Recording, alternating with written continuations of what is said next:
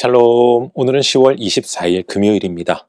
오늘로 사도행전 말씀 통독을 마치게 됩니다. 우리 모두 사도행전 속 성령의 인도하심과 역사하심을 기억하며 그 능력으로 충만한 삶을 살아가시길 축복합니다. 오늘 우리가 통독할 말씀은 사도행전 27장에서 28장까지입니다.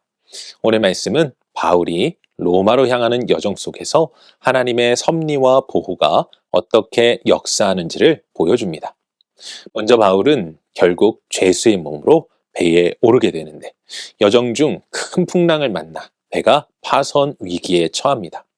그러나 바울은 하나님의 약속을 붙들고 우리 중 아무도 생명을 잃지 않을 것이라 선포하며 모든 사람을 안심시켰고, 놀랍게도 그 말처럼 배는 파선하지만 한 사람도 죽지 않고 모두 몰타섬에 도착하게 되죠.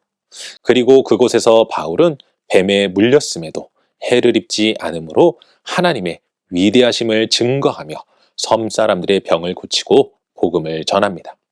그렇게 우여곡절 끝에 바울은 로마에 도착하게 되고 감옥에 갇힌 몸이지만 자유롭게 복음을 전하며 많은 이들에게 하나님 나라와 예수 그리스도의 복음을 증거합니다. 이 말씀은 폭풍과 고난이 몰려온다 하여도 하나님께서 자신의 백성을 지켜주시는 은혜를 보여주며 하나님의 부르심을 받은 자들은 어디서든 복음의 증인으로 살아가야 함을 도전해주는 말씀입니다. 오늘은 이러한 말씀 가운데 사도행전 28장 31절 말씀을 묵상해 보도록 하겠습니다. 사도행전 28장 31절 함께 읽겠습니다. 하나님의 나라를 전파하며 주 예수 그리스도에 대한 모든 것을 담대하게 거침없이 가르치더라. 아멘. 바울은 우여곡절 끝에 로마에 도착하게 됩니다.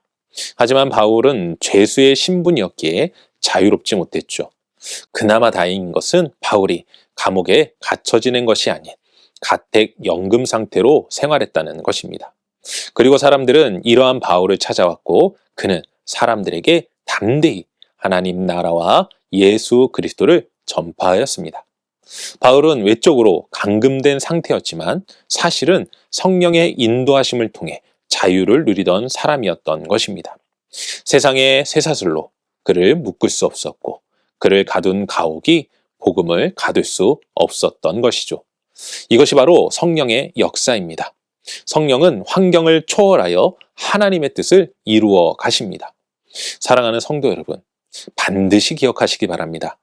삶의 환경이 우리를 지배하는 것이 아닙니다.